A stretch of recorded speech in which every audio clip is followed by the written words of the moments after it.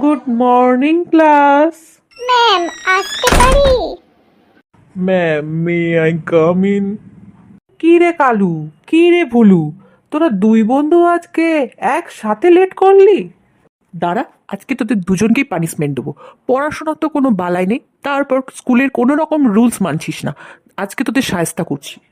Miss, আর হবে না, আর কোনো দিন লেট করে আসবো না। এইবারের মতো ছেড়ে দিন মিস। মিস সত্যি বলছি, আর কোনো দিন লেট করব না। প্রতিদিন আমরা 10টার মধ্যে স্কুলে চলে আসব। আজকে দিনটা ছেড়ে দিন। যা তো যা, কান ধরে দাঁড়া, দুজনেই কান ধরে দাঁড়া। যাচ্ছি মিস, এক্ষুনি যাচ্ছি। আচ্ছা ঠিক আছে, এবার আমি কিছু কোশ্চেন করব, যদি ঠিক ঠিক উত্তর দিতে পারিস তবেই গিয়ে বেঞ্চে বসবি, না হলে সারা পিরিয়ড এইভাবে দাঁড়িয়ে থাকবি তোরা। ঠিক আছে ম্যাডাম। আচ্ছা বল তো দেখি, তোদের একটা ঝুড়িতে আমি 10খানা কলা দিলাম, 3টে কলা পচে গেল, তাহলে এখন কটা কলা থাকবে?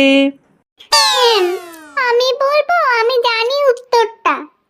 উত্তরটা হবে 10টা কলা। কি বললি? কি উত্তর? 10টা? আচ্ছা বোঝা দেখি তো কি করে 10টা হলো। কেন ম্যাম? 10টা কলা দিয়েছেন একটা ঝুড়িতে, 3টে না হয় পচেই গেল, কিন্তু সেই পচা কলাগুলো তো আর আপেল হয়ে গেল না, শুধু কলাই রয়েছে। তাহলে মোট কটা কলা রইল?